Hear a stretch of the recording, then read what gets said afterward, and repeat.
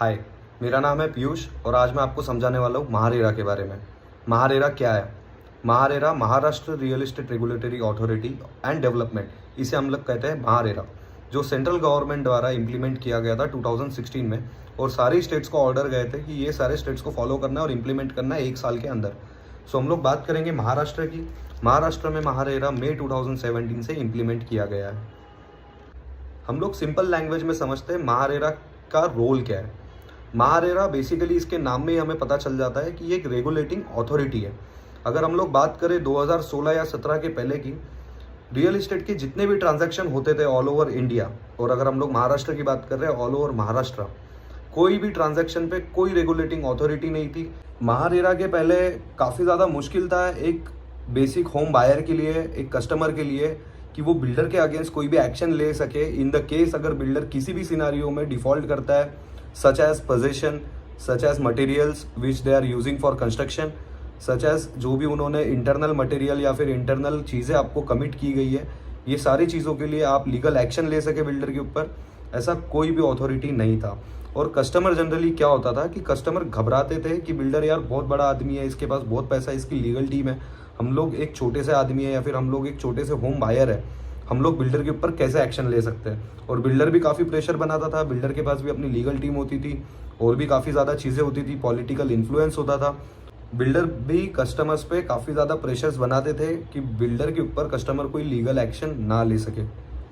सो अब ये सारी सिचुएशन बदल चुकी है जब से रेरा इम्प्लीमेंट हुआ है आफ्टर मई 2017। रेरा अब क्या करता है कि जितने भी प्रोजेक्ट्स हैं महाराष्ट्र में, वो सारे प्रोजेक्ट्स को रेरा में रजिस्टर्ड होना है। वो सारे प्रोजेक्ट्स को रजिस्टर्ड करने के लिए बिल्डर को अपने सारे लीगल इन्फॉर्मेशन रेरा को देने पड़ते हैं। हम लोग रेरा को अभी अथॉरिटी बोलेंगे। मैं जितने भी बार अथॉरिटी बोलने वाला हूँ इसका मतलब मैं रेरा की बात कर रहा हूँ। सो बिल्डर को सारी ही इन्फॉर्मेशन अथॉरिटी को देनी पड़ती है। लाइक उसका लैंड पार्सल कितना है, वो टोटल कितने टावर्स लाने वाला है, कितने यूनिट्स लाने वाला है, क्या कारपेट रहने वाले हैं, क्या लेआउट रहने वाले, क्या मटेरियल्स रहने वाले हैं, इंटरनल मटेरियल आपको क्या मिलने वाला है, एक्सटर्नल मटेरियल आपको क्या मिलने वाला है, नंबर ऑफ एमिनिटीज़, ये सारी चीज़ें रेरा में बिल्डर को मेंशन करनी होती है। इवन उनके जो कलेक्शन अकाउंट्स होते हैं ये बिल्डर को रेरा में मेंशन करनी होती है। हम लोग बात करें 2017 या 16 के पहले की, सो पहले ऐसा भी होता था कि बिल्डर आपको बोलता था कि यार मुझे 50% का पेमेंट कर दो तो मैं आपका एग्रीमेंट कर दूंगा, या फिर बिल्डर बोलता था मुझे 30% पेमेंट आप कैश में दे दो, 50% पेमेंट आप कैश में दे दो, बाकी पेमेंट जो है हम लोग अकाउंट ट्रांजैक्शन कर लेंगे तो मैं आपका एग्रीमेंट कर दूंगा। बट रेरा आने के बाद में ये सारी चीज़ें कंट्रोल हो गई है।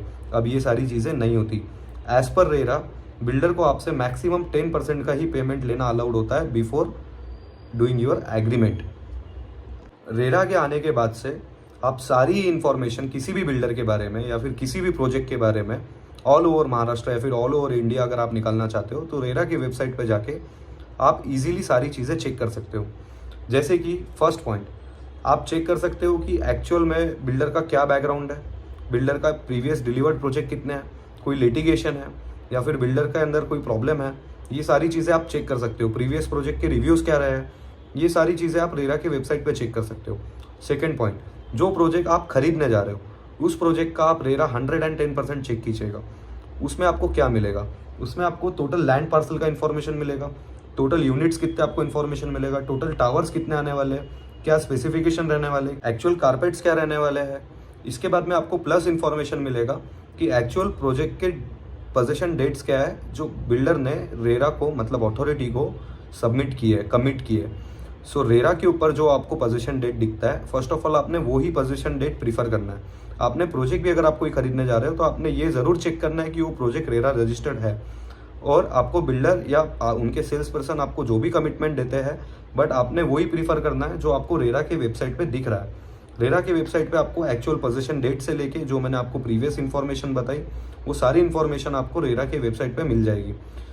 सेकेंड, पहले क्या होता था कि बिल्डर, जैसे आज आपसे बिल्डर ने पैसे ले लिए, ठीक है, आज एक बिल्डर प्रोजेक्ट बना रहा है, आज बिल्डर ने आपसे पैसे ले लिए, वो पैसे का इस्तेमाल बिल्डर कहाँ कर रहा है, कैसे कर रहा है, इस चीज़ का इन्फॉर्मेशन आपके पास कभी नहीं होता था। बट रेरा आने के बाद में ये चीज़ें भी सॉल्व हो गई है। अब बिल्डर को एक एस्क्रो कलेक्शन अकाउंट दिया जाता है गवर्नमेंट के द्वारा, अथॉरिटी के द्वारा, बिल्डर को सारा ट्रांजैक्शन उसी एस्क्रो अकाउंट में करना होता है। अब एस्क्रो अकाउंट क्या होता है? ये एक कलेक्शन अकाउंट होता है किसी पर्टिकुलर प्रोजेक्ट के लिए या फिर किसी पर्टिकुलर टावर के लिए। बिल्डर उस पर्टिकुलर एस्क्रो अकाउंट का पैसा किसी और प्रोजेक्ट में या किसी और टावर में यूज नहीं कर सकता या किसी लैंड परचेज में यूज नहीं कर सकता। बिल्डर को सारा पैसा जो भी उसके एस्क्रो अकाउंट में आता है वो पैसा बिल्डर को उसी प्रोजेक्ट के अंदर इंप्लीमेंट करना है। अब आपके मन में सबसे बड़ा क्वेश्चन आ रहा होगा कि फिर बिल्डर ये पैसा यूटिलाइज कैसे कर सकता है, बिल्डर ये पैसा कैसे निकालेगा? सो इसके अंदर सबसे बड़ा प्रॉफिट है कस्टमर्स का।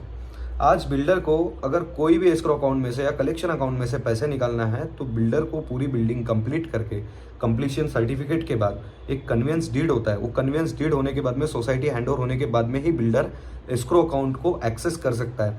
तब तक के बिल्डर उसमें से सिर्फ 30% अमाउंट को ही एक्सेस कर सकता है, 70% अमाउंट एस्क्रो अकाउंट में द कलेक्शन अकाउंट के पास में ही होती है। सो अब आ जाते हैं हम लोग सबसे इंपॉर्टेंट पॉइंट पे, जो कि है पोजीशन, कि अगर बिल्डर पोजीशन लेट करता है तो इसके ऊपर भी बिल्डर पे कुछ एक्शन हो सकता है क्या? ज़रूर होगा। सो हम लोग अगर बात करते हैं 2016 के पहले, 2016 के पहले अगर बिल्डर 2 साल या 5 साल भी अगर प्रोजेक्ट लेट कर देता था डिलीवरी डेट से, सो उसके ऊपर कोई ठोस एक्शन नहीं होता था। आपको जाना पड़ता था सिविल कोर्ट में। अब सिविल कोर्ट के अंदर बिल्डर की लीगल टीम इतनी स्ट्रांग होती थी कि कस्टमर कुछ नहीं कर पाते थे। बट रेरा आने के बाद से ये सारी चीज़ों का प्रॉब्लम सॉल्व हो गया। आज बिल्डर ने जो रेरा डेट पे आपको पोजीशन कमिट किया है उसी रेरा डेट पे बिल्डर को पोजीशन देना है। व्हाट इफ अगर बिल्डर नहीं दे पाता? हम लोग फर्स्ट पॉइंट पे आते हैं, व्हाट इफ बिल्डर पोजीशन देने में डिले कर देता है। सो कोई भी बिल्डर अगर महारेरा के साथ रजिस्टर्ड है और वो आपको पोजीशन देने में डिले कर देता है, सो जितना भी टाइम उन्होंने डिले किया है उसको SBI के करंट MCLR रेट के साथ प्लस 2% इंटरेस्ट आपको हर मंथ रिटर्न करना पड़ेगा। सेकेंड पॉइंट, बिल्डर ने आपको जो भी कमिटमेंट किया था, आपको जो भी इंटरनल फिटिंग्स या फिर इंटरनल कंस्ट्रक्शन मटेरियल से लेके या फिर किसी भी चीज़ से रिलेटेड जो भी बिल्डर कमिटमेंट था, और अगर वो बिल्डर कमिटमेंट पे खरा नहीं उतरा है, बिल्डर ने आपको बोला था, मान लीजिए बिल्डर ने आपको बोला था कि हम लोग आपको अमेरिकन स्टैंडर्ड के सैनिटरी फिटिंग देने वाले, but at the time of position आपको पता चला यार ये तो अफ्रीकन स्टैंडर्ड है, तो ये सब चीज़ों के ऊपर भी रेरा एक्शन लेता है। कंप्लीशन सर्टिफिकेट देने से पहले रेरा सारी चीज़ों को चेक करता है कि बिल्डर ने जो रेरा में मेंशन किया था, जो आपके ब्रोशर में मेंशन था, वो सारी चीज़ें अप टू द मार्क है या नहीं है। तो ये सारी चीज़ें रेरा चेक करता है, और अगर बिल्डर ने इसके अंदर कोई भी डिफ़ॉल्ट किया है या फिर कोई भी इसके अंदर प्रॉब्लम किया है तो बिल्डर के ऊपर रेरा एक्शन लेगा। Third point, what if builder default कर जाता है, बिल्डर प्रोजेक्ट डिलीवरी नहीं कर पाता या फिर बिल्डर बैंकरप्ट हो जाता है, सो यहाँ पे कस्टमर कहाँ जाने वाले हैं? आपको कहीं नहीं जाना, आपको रेरा के पास ही जाना है। रेरा में इसका भी रूल है, अगर कोई भी बिल्डर प्रोजेक्ट बनाने से पहले, प्रोजेक्ट के कंप्लीशन से पहले ही अगर डिफ़ॉल्ट कर जाता है, सो पहला रूल ऐसा है कि बिल्डर जब भी कोई प्रोजेक्ट बेचता है, अगर उसके 51% इन्वेंट्री सेल हो गए, 51% इन्वेंट्रीज का एग्रीमेंट हो गया है, तो बिल्डर को सोसाइटी फॉर्म करनी पड़ती है बाय रेरा रूल। और जब आपकी सोसाइटी फॉर्म हो जाती है और आपको पता चल जाता है कि बिल्डर डिफ़ॉल्ट कर गया, सो सोसाइटी को ये पूरे राइट्स होते हैं कि वो बिल्डर को वहाँ से हटा के किसी और बिल्डर को अपॉइंट कर सकते हैं। और अगर ये चीज़ सोसाइटी डिसीजन नहीं ले पा रही तो ये चीज़ आप रेरा के पास जा सकते हो, रेरा उस बिल्डर को हटा के किस बिल्डर को वहाँ पे लाना है वो रेरा डिसाइड करेगा। सो हमने बेसिकली रेरा का एक जो ओवरव्यू है वो हमने सारी चीज़ें जान ली। अब हम लोग आते हैं मेन पॉइंट पे कि आपने रेरा की वेबसाइट पे जाके क्या क्या चेक करना है। फर्स्ट पॉइंट, आपने रेरा की वेबसाइट पे जाके बिल्डर के जो एक्चुअल इन्फॉर्मेशन है रिगार्डिंग यूनिट, लेआउट, उसके बाद में लैंड पार्सल, उसके बाद में उसका एक्चुअल पोजीशन डेट्स, ये सारी चीज़ें आपने वहाँ पे रेरा पे जाके चेक करनी है वेबसाइट पे, जो कि काफ़ी इजीली विजिबल है। सेकंड, आपने बिल्डर का बैकग्राउंड चेक करना है, वहाँ पे बिल्डर के ओनर्स का इन्फॉर्मेशन भी होता है, लैंड ओनर का इन्फॉर्मेशन होता है। अगर प्रोजेक्ट JV में है, जिसे हम लोग जॉइंट वेंचर बोलते हैं, या फिर किसी पार्टनरशिप में है, तो वो भी वहाँ पे मेंशन होता है। ये सारी चीज़ें आपने वहाँ जाके चेक करनी है। लैंड पे कोई लिटिगेशन है क्या या फिर कोई लीगल केस है क्या, आपने ये जाके वहाँ पे ज़रूर चेक करना है। तो इस वीडियो में बस इतना ही, आगे हम लोग अगले वीडियो में मिलते हैं और भी ज़्यादा टेक्निकल इन्फॉर्मेशन के साथ में।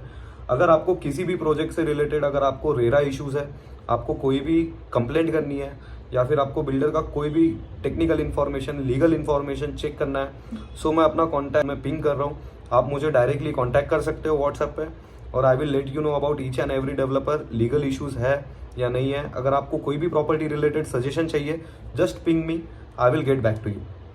Thank you so much for now, have a nice day.